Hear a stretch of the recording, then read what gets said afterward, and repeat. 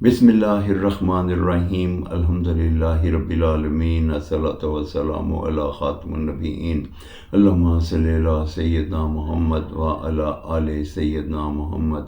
अस्सलामु अलैकुम व रहमतुल्लाहि व बरकातहू। मेरे नाज़रीन व सामईन, मेरी आज की गुफ्तगू अल कुरान सूरह अल अनकबूत आयत नंबर 45। तर्जुमा। और अल्लाह का ज़िक्र सबसे बड़ी चीज़ है।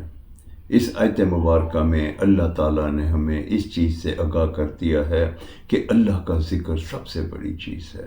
वैसे तो हम अल्लाह का ज़िक्र कई तरीक़ों से कर सकते हैं, मगर सबसे अफजल ज़िक्र ला इलाहा इल्लल्लाह है। इस ज़िक्र में अल्लाह ताला की तौहीद बयान की गई है कि नहीं कोई महबूद सिवाय अल्लाह के। ये ज़िक्र तमाम अंबिया इकराम किया करते थे। हज़रत आदम से लेके हज़रत मोहम्मद सल्लल्लाहु अलैहि वसल्लम तक तमाम अंबिया ये ज़िक्र किया करते थे।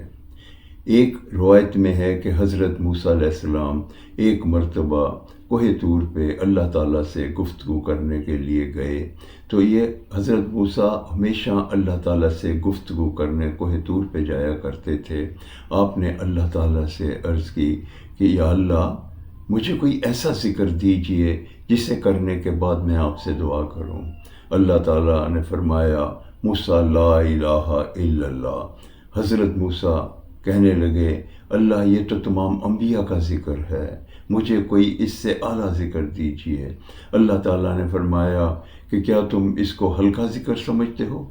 अगर मैं तमाम दुनिया तमाम कायनात अपने आप को निकाल के, यानी 7 आसमान 7 ज़मीन और जो कुछ इसमें है, मैं एक मीज़ान के एक पलड़े में रख दूं और ला इलाहा इल्लल्लाह दूसरे पलड़े में रखूं, तो ला इलाहा इल्लल्लाह का वज़न उससे भारी होगा।